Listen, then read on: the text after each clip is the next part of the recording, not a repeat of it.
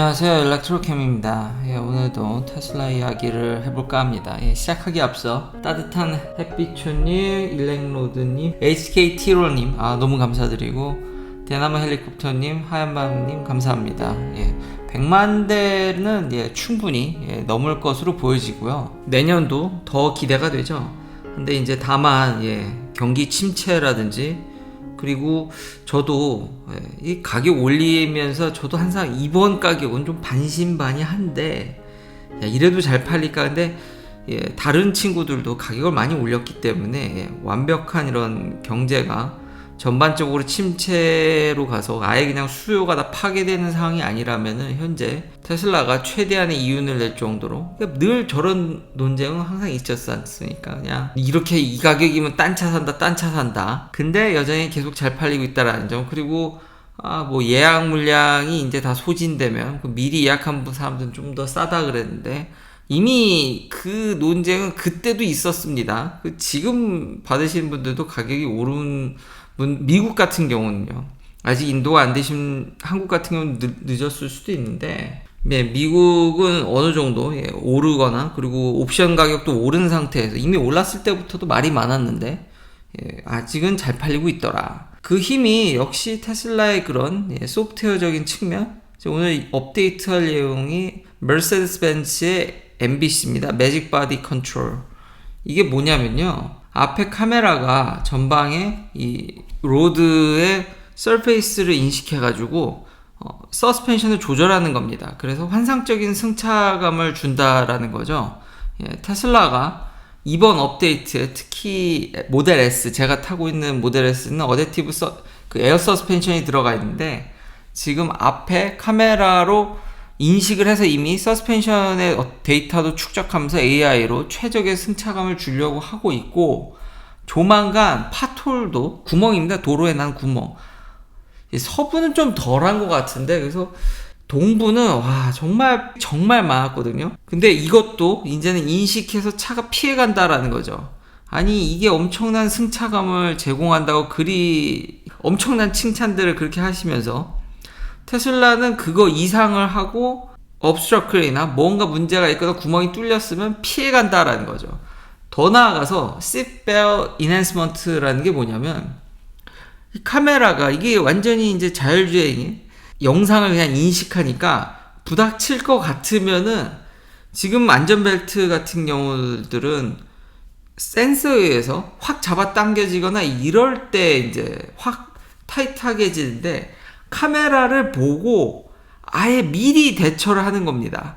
사고가 날 것 같아. 그럼 그냥 쪼여버리는 거죠. 이게 꽉 어떤 충격이 오지도 않았는데 그 전에 미리 반응하는.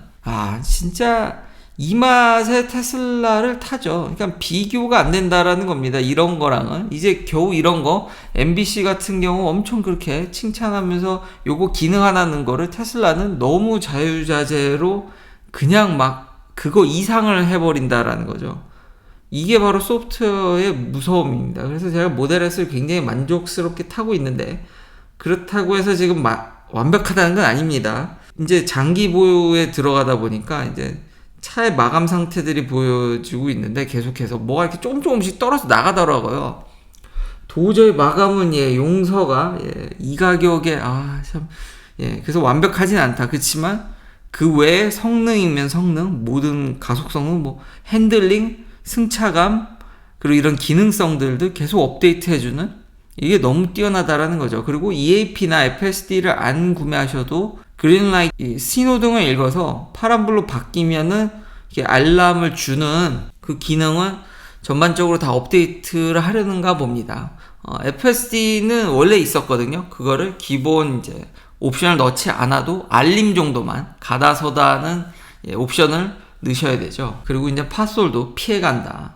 최적의 승차감은 테슬라가 단연코 저는 테슬라 모델 S라고 생각이 되어집니다. 왜냐하면 서스펜션 얼마나 튜닝하냐도 중요하지만 이런 상황 대처를 도와주는 게 결국 우리의 승차감을 증진시키는 길이 아닌가, 그렇게 생각이 되고요. 그리고 제가 또 FSD 베타와 제가 쓴, 그리고 이번 4th of July, 그래서 주식시장이 안 열었지만 이 방송이 나갈 때쯤이면은 주식시장이 열었겠죠. 이제 5일로 접어드니까요. 이번 롱 위켄드를 맞아서 제가 레이크타워 간 김에 리노까지 갔는데 그때 쓴 FSD 베타 얘기를 조금 해볼까 합니다.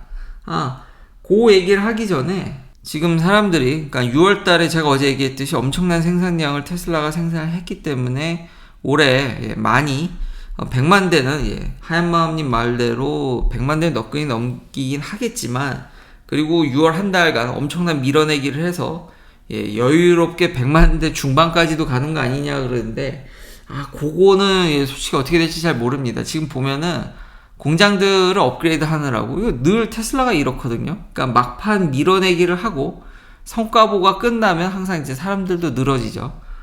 테슬라도 마찬가지입니다. 이럴 때 공장을 재정비하거나 어떤 자동차 회사도 24시간 풀 가동해가지고 아무 일 없이 사건 사고 없이 그렇게 미친 듯이 이상적으로 도는 경우는 거의 없습니다. 뭔 일이 항상 터지거나 업그레이드를 한다라든지 여러 가지 그런 것들이 있기 때문에, 그렇지만 또 어떤 테슬라가 혁신을 보여줄지 너무 장밋빛을 바라볼 필요는 없지만 100만 대는 저는 충분히 넘을 거라고 생각하고, 내년이 공장이 결국 4개가 다 완성되면은 업그레이드도 하면서 쉬기도 하면서 이런 것들이 쿵짝쿵짝이 잘 맞아져서 여유롭게 200만 대, 300만 대 이렇게 터져나가지 않을까라는 생각을 합니다. 제가 이번에 아까 말했듯이 레이크타워, 거기는 포스 오브 줄라의 이 롱위켄드에 호텔이 터져나가서 예약을 살짝 좀 빨리빨리 안 했더니, 그래서 제가 리노까지 가게 됐는데요. 도시가 좀 암울하긴 하더라고요. 조금 라스베가스의 소형화라고 생각을 했는데 그렇지는 않습니다. 근데 이제 초행길이다 보니까, 그리고 많은 사람들이 FSD 베타에 대해서 너무 완벽함을 기대하기 때문에 많은 실망을 하지 않나. 저는 이런 초행길에서도 슈퍼차저 어디다 찔러야 될지 잘 몰랐는데 FSD 베타가 너무 잘 가이드를 해줘서 스스로 가기도 했지만요, 이 영상에서. 얘도 완벽한 건 아니지만 초행길일 때 하이웨이를 나간다라든지 이런 선택에 있어서, 그 시티에 있어서도, 시티 드라이브에 있어서도 너무 잘해주니까, 이런 한밤중에서도 잘 찾아가니까 제가 할 말이 정말 너무 편하다라는 거죠. 그러니까 완벽한 걸 기대하지 마시고 이거를 어떻게 우리가 잘 써먹어야지, 이제 알아서 그냥 뭐 로봇택시 같은 거를 기대하면은 실망감이 클 수는 있지만, 잘 쓰면 운전이 너무 편하다라는 점.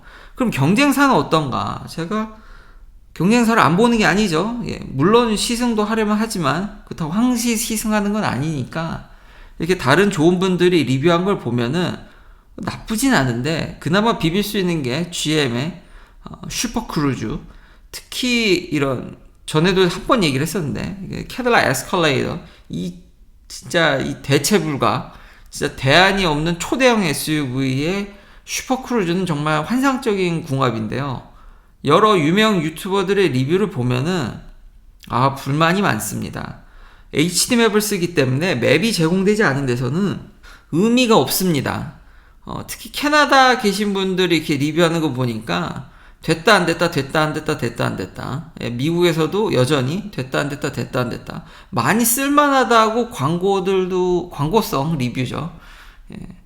유튜브도 그렇고 협찬이 필수입니다. 사실 수익을 내려면 협찬이 없으면은 사실상 수익이 안 난다고 보셔도 되고요. 유튜브로는 운영 수익도 안 날걸요, 아마 유명 유튜버들이. 그래서 굉장히 광고성 것들이 나와서 정말 잘 되나 싶고 저도 넘어가는데 많이 올랐다고 생각했는데, 여전히 상세하게 보니까 정말로 그냥 주행 보조인 정도지 아직 테슬라에 비하면 한참 떨어집니다. 근데 테슬라는 시티에서도 고속화도로에서도 정말 잘 되죠. 운전이 이게 비교가 불가할 정도로 여전히 제가 다른 경쟁사들을 보지만 차이가 너무 나더라. 그리고 지난 댓글에도 이렇게 벡터 스페이스가 지금 일론 머스크도 얘기를 했죠. 완벽하게 다 돌고 있질 않아서 이 급격한 코너일 때 중앙선을 넘어가는 경우가 종종 있긴 합니다. 아찔하죠. 근데 우리가 일상적으로 운전할 때도 상황에 따라서 능동적으로 이걸 넘어가지 않습니까? 얘도 그렇더라고요. 아직은 더 개선해야 할 부분이 있지만 상대 쪽에서, 그러니까 상대 차선에서 차가 온다라든지 장애물들이 있으면 더 타이트하게 그걸 인식해가지고 그때는 더 신기하게 돌더라고요. 다음 버전에선 더 부드러워질 거라고 예상이 되는데, 이렇게 턴할 때 바로바로 나오는 것들의 상황 대처들, 그리고 이걸 계속 그러니까 같이 성장하는 느낌이기 때문에 이걸 계속 오랫동안 써봐야 이게 진문먹이 느껴지지. 그저 그냥 한두 번 맛보고 이거 별거네라고 하면은 참 그런 게 좀 안타깝긴 합니다. 이걸 부정하시면요, 지금 주행보조, 지금 깡통차들은요 할인해서 많이 주니까 그거 사시면 됩니다. 근데 시장은 그렇지가 않죠. 다들 왜 주행보조를 사시려고 하십니까? 조금이라도 더 낫고 안전하고 편한 걸 찾기 때문에 그런 거죠. 이걸 진가를 알고 나면 FSD 베타를 이번에도 도대체 뭐 천몇백 킬로는 아주 여유롭게 생각지도 못한 이 침침한 리노까지 올 줄은 저도 몰랐는데, 한 번은 들려볼 만한데 썩 도시가 특히 제가 마지막 정리글로 너겟이라는 호텔에 머물었는데 절대 가지 마십시오. 최악입니다. 다들 괜한 그런 리뷰를 남겨놓은 게 아니더라고요. 트립어드바이저에서 전부 평점도 안 좋고 다 안 좋은데, 좀 호텔 선택도 좀 잘못돼서 조금 리노에 대한 인식이 안 좋아졌지만, 그래도 한번 이런 미국의 어떤 느낌인지도 잘 알게 됐고, 테슬라 덕분에 FSD 베타 덕분에 이런 여러 지역을, 특히 광활한 미국 대륙을 이곳저곳 다닐 수 있게 돼서 저는 매우 만족하고 쓰고 있습니다. 긴 영상 시청해 주셔서 감사합니다. 내일도 테슬라 관련 이야기들로 찾아뵙겠습니다.